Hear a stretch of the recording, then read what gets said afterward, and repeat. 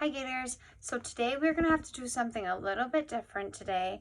I am going to read chapter 7 and then tomorrow Miss Fossler is going to read chapter 8. So chapter 7, Uninvited Brothers. Here we go. Omri was not supposed to ride his bike in the road, but then he wasn't supposed to ride it on the pavement either.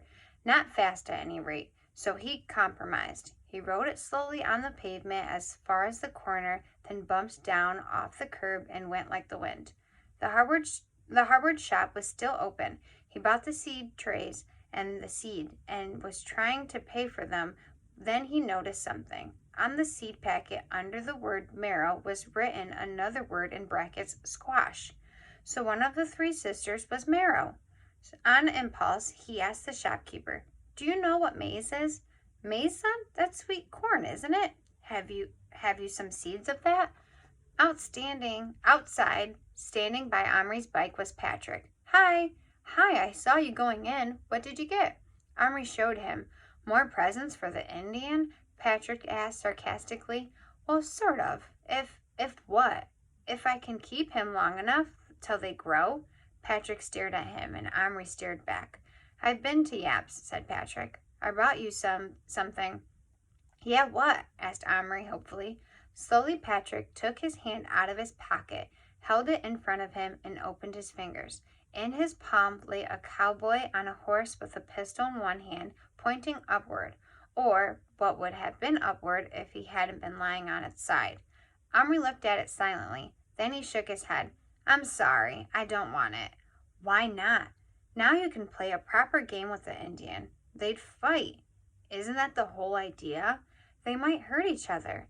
There was a pause, and then Patrick leaned forward and asked very slowly and loudly, "How can they hurt each other? They are made of plastic." "Listen," said Omri, and then stopped and then started again. "The Indian isn't plastic. He's real." Patrick heaved a deep, deep sigh and put the cowboy back in his pocket. He'd been friends with Omri for years, ever since they started school. They knew each other very well. Just as Patrick knew when Omri was lying, he also knew when he wasn't. The only trouble was that this was a non-lie he just couldn't believe. "I want to see him," he said. Omri debated with himself. He somehow felt that if he didn't share a secret with Patrick, their friendship would be over. He didn't want that. And besides, the thrill of showing his Indian to someone else was something he could not do without for much longer. "Okay, come on." Going home, they broke the law even more, riding on the road and with Patrick on the crossbar. They went around the back way by the alley in case anyone happened to be looking out of the window. Omri said, "He wants a fire. I suppose we can't make one indoors." "You could on a tin plate, like for indoor fireworks," said Patrick. Omri looked at him. "Let's collect some twigs." Patrick picked up a twig about a foot long. Omri laughed. "That's no good. They've got to be tiny twigs like this," and he picked some slivers off the hedge. "Does he want the fire to cook on?" asked Patrick slowly. "Yes." "Then that's no use. A fire made of those would burn out in a couple of seconds." Omri hadn't thought of that. "What you need," said Patrick, "is a little ball of tar. That burns for ages, and you could put the twigs on top to look like a real campfire." "That's a brilliant idea." "I know where they've been tarring a road too," said Patrick. "Come on, let's go." "No." "Why not?" "I don't believe in him yet. I want to see." "All right, but first I have to give this stuff to my dad." There was a further delay when his father at first insisted on Omri filling the seed trays with compost and planting the seeds in it then and there. But when Omri gave him the corn seed as a present, he said, "Well, thanks, all right. I can see you're bursting to get away. You can do the planting tomorrow before school." Omri and Patrick rushed upstairs at the top. Omri stopped cold. His bedroom door, which he always shut automatically, was wide open, and just inside, crouching side by side with their backs to him, were his brothers. They were so absolutely still that Omri knew they were watching something. He couldn't bear it. They had come into his room without his permission, and they had seen his Indian. Now they could tell everybody. His secret, his precious secret, his alone to keep or share, was a secret no more. Something broke inside him, and he heard himself scream, "Get out of my room! Get out of my room!" Both boys spun around. "Shut up, you'll frighten him," said Adele. At once, Gillian came in to look for his rat, and he found it. And then he saw this absolutely fabulous little house you've made, and he called me in to look at it. Omri looked at the floor. The seed tray with the long house was nearly finished, had been moved into the center of the room. It was that they had been looking at. A quick glance all around showed no sign of Indian or horse, but Gillian's tame white horse was on his shoulder. "I can't get over it," they went on. "How on earth did you do it without using any glue or anything? It's all done with tiny little threads and pegs. And look, Gillian, it's all made of real twigs and bark. It's absolutely terrific," he said, with such an awestruck admiration in his voice that Omri felt ashamed. "I didn't," he began, but Patrick, who had been gaping at the longhouse in amazement, gave him a heavy nudge that nearly knocked him over. "Yes," said Omri. "Well, would you mind leaving now and take the rat? You're not to let him in here, and this is my room, you know." "And this is my magnifying glass, you know," echoed Gillian, but he was obviously too overcome with admiration to be angry with Omri for pinching it. He was using it now to examine the fine details of the building. "I knew you were good at making things," he said, "but this is uncanny. You must have fingers like a fairy to tie those witchy little knots." "What's that?" he asked suddenly. They'd all heard a high, faint whining coming from under the bed. Omri was galvanized into action. At all costs, he must prevent their finding out now. He flung himself on his knees and pretended to grope under the bed. "It's nothing, only that little clockwork dolphin I got in my Christmas stocking," he said. "I must have wound it up and it suddenly started clicking. You know how they do it. It's quite creepy sometimes when they suddenly start clicking." By this time, he'd leaped up again and was almost pushing the two older boys out of the room. "Well, why are you in such a hurry to get rid of us?" asked Gillian. "Just go. You know you have to get out of my room when I ask you." He could hear the little horse whining again, and it didn't sound a bit like the dolphin. "That sounds just like a pony," said Adele. "Oh, Beard, it's a pony, a tiny witchy pony under my bed," said Omri mockingly. At last they went, not without glancing back suspiciously several times, and Omri slammed the door, bolted it, and leaned against it with closed eyes. "Is it a pony?" whispered Patrick. Omri nodded. Then he opened his eyes, laid down again, and appeared under the bed. "Give me that flashlight from the chest of drawers." Patrick gave it to him and lay beside him. They peered together as they beamed in the darkness. "Crumbs," breathed Patrick. "It's true." The horse was standing seemingly alone, whining. When the light hit him, he stopped and turned his head. Omri could see a pair of leggings behind him. "It's all right, little bear, it's me," said Omri. Slowly a crest of feathers, then a pair of eyes appeared over the top of the horse's back. "Who others?" he asked. "My brother. It's okay, they didn't see you. Little bear, here coming. Take horse, run, hide." "Good, come on out and meet my friend Patrick." Little Bear jumped astride the horse and rode proudly out, wearing his new cloak and headdress. He gazed up at Patrick, who gazed back in wonder. Then he nodded to Patrick, who tried several times to say something, but his voice just came out as a squeak. "Omri's friend, Little Bear's friend," said Little Bear. Patrick swallowed. His eyes seemed in danger of popping right out of his head.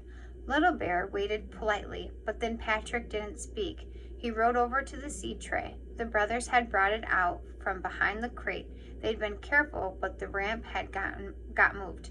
Omri hurried to put it back, and Little Bear rode the horse up it, dismounted, and tied it by its halter to the post he had driven into the compost. Then he went calmly on with his work on his longhouse. Patrick licked his lips, swallowed twice, and croaked out, "He's real. He's a real live Indian. I told you. How did it happen? Don't ask me. Something to do with this cupboard, or maybe it's the key. It's very old. You lock plastic people inside and they come alive. Patrick goggled at him. You mean it's not only him? You can do it with any toy? Only plastic ones. A grin spread over Patrick's face. Then what? What are we waiting for? Let's bring loads of things to life. Whole armies. And he sprang towards the biscuit tins. Omri grabbed him. No, wait, it's not so simple. Patrick, his hands full of soldiers, was making for the cupboard. Why not? Because don't you see, they'd be real. Real? What do you mean? Little Bear isn't a toy. He's a real man. He really lived. Maybe he's still. I don't know. He's in the middle of his life, somewhere in America in 17-something or other. He's from the past. Omri struggled to explain as Patrick looked blank. I don't get it. Listen, Little Bear has told me about his life. He fought in wars, scalped people, and grown stuff to eat, like marrows and stuff, and had a wife. She died. He doesn't know how he got here, but he thinks it's magic, and he accepts magic. He believes in it. He thinks I'm some kind of spirit or something. What I mean, Omri persisted as Patrick's eyes strayed longingly to the cupboard, is that if you put all those men in there, when they come to life, they'd be real men, with real lives of their own, from their own times and countries, talking their own language. You couldn't just set them up and make them do whatever you want. They'd do what they wanted to do. Or they might get terrified and run away, or, well, one I tried it with an old Indian, actually died of a fright when he saw me. Look, if you don't believe me, said Omri, opened the cupboard. There lay the body of an old chief, now made of plastic, but still unmistakably dead. And not dead the way some plastic soldiers are made to look dead, but the way real people look, crumpled up and empty. Patrick picked it up, turning it in his hand. He'd put the soldier down by now. This isn't the one you bought at lunchtime. Yes, crumbs. You see, where's his red dress? Little Bear took it. He says he's a chief now. It made him even more bossy and difficult than before, said Omri, using a word his mother often used when he was insisting on having his own way. Patrick put the dead Indian down hurriedly and wiped his hand on the seat of his jeans. Maybe this isn't such fun as I thought. Omri considered it for a moment. No, he agreed, it's not fun. They stared at Little Bear. He had finished the shell of the longhouse now. Taking off his headdress, he tucked it under his arm, stooped, and entered through the low doorway at one end. After a moment, he came out and looked up at Omri. Little Bear hungry, he said. You get deer, beer, moose. No, he scrawled.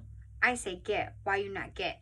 The shops are shut. Besides, added Omri, thinking he sounded rather feeble, especially in front of Patrick, I'm not sure I like the idea of having bears shambled about my room, or having them killed. I'll give you meat and a fire, and you can cook it. That will have to do. Little Bear looked baffled for a moment. Then he shifted, put on the headdress, and drew himself to his full height of almost 3 inches, 3 1/4 with the feathers. He folded his arms and glared at Omri.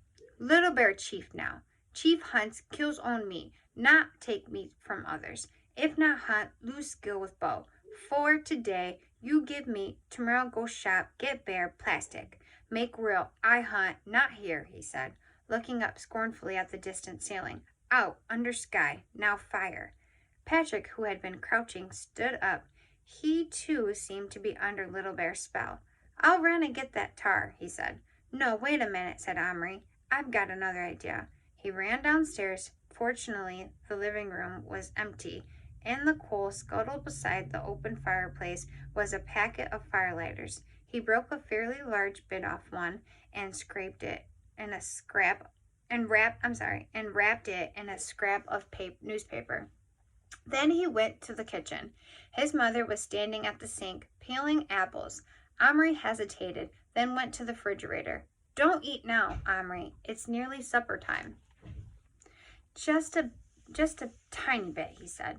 There was a lovely chunk of raw meat on a plate. Omri sniffed his fingers, wiped them hard on his sweater to get the stink of the firelighter off them, then took a big carving knife from the drawer and with an anxious glance at his mother's back, began sawing a corner of the meat. Luckily, it was steak and he could cut easily. Even so, he nearly had the whole plate off the shelf and onto the floor before he got his corner off. His mother swung around just as he closed the refrigerator door. A tiny bit of what? She asked. She often reacted late to things, he said. Nothing, he said, hiding the raw bit of meat in his hand. Mom, could I borrow a tin plate? I haven't got such a thing. Yes, you have. You have the one you bought for Idel to go camping. That's in Adel's room. Somewhere. I haven't gotten it. A tiny bit of what? But Omri was already on his way upstairs. Adele was in his room. He could be doing his homework. What do you want? He asked. The second Omri crept in. The plate, you know, your camping one. Oh, that. Going back to his French. Well, can I have it? Yeah, I suppose so. It's whatever. It's over there somewhere. Omri found it eventually in an old knapsack, covered with disgusting bits of baked beans, dried, and hard as cement. He hurried across to his own room.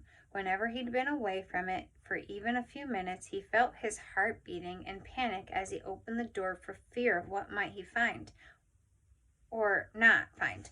The burden of constant worry was beginning to wear him out. But all was he had left it this time. Patrick was crouching near the seed tray.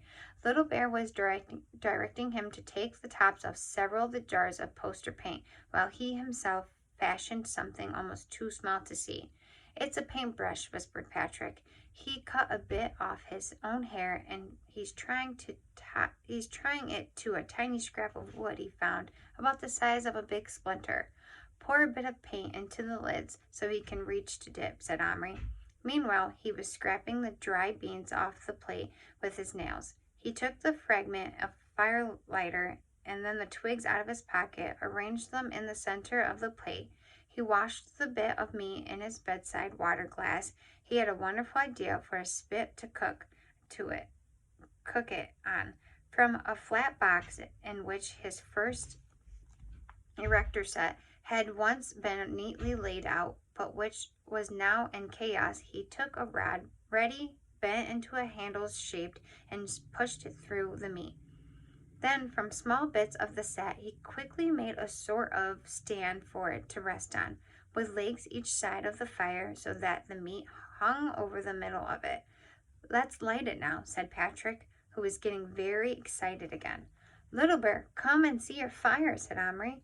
Little Bear looked up from his paints, and then ran down the ramp across the carpet, vaulted onto the edge of the plate. Omri struck a match and lit the firelighter, which flared up at once with a blush flame, engulfing the twigs and the meat at once. The twigs gave off a gratifying crackle while they lasted, but the firelighter gave off a very ungratifying stench which made Little Bear wrinkle up his nose. Stink, he cried. Spoil me. No, it won't, said Omri. Turn the handle of the spit, Little Bear. Evidently, he wasn't much used to spits, but he soon got the hang of it. The chunk of steak turned and turned in the flame and soon lost its raw red look and began to go gray and then brown. The good juicy smell of roasting beef began to compete with the spirituous reek of the firelighter. Said Little Bear, turning till the sweat ran off his face. Meat! He had thrown off his chief's cloak, and his chest shone red. Patrick couldn't take his eyes off him. Please, Omri, he whispered, could I have one? Couldn't I just choose a soldier or anything I liked, and make him come to life in your cupboard? And all right, boys and girls, that's the chapter of 7. Chapter 8, Cowboy. Stay tuned. Have a good night.